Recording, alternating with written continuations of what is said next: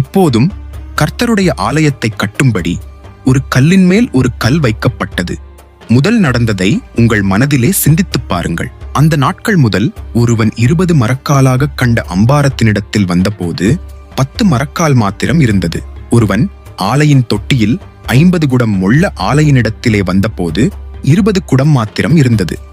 கருட்டாயினாலும் விஷப்பணியினாலும் கல்மழையினாலும் உங்களை உங்கள் கைகளின் வேலையிலெல்லாம் அடித்தேன்.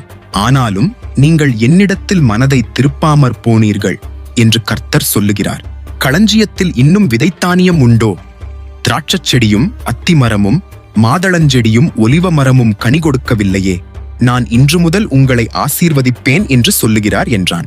24வது நாளிலே கர்த்தருடைய வார்த்தை 2ஆம் விசை ஆகாய் என்பவனுக்கு உண்டாகி, அவர், நீ யூதாவின் தலைவனாகிய செருபாபேலோடே சொல்ல வேண்டியது என்னவென்றால், நான் வானத்தையும் பூமியையும் அசையப்பண் ராஜ்யங்களின் சிங்காசனத்தை கவிழ்த்து ஜாதிகளுடைய ராஜ்யங்களின் பலத்தை அழித்து இரதத்தையும் அதில் ஏறியிருக்கிறவர்களையும் கவிழ்த்துப் போடுவேன்.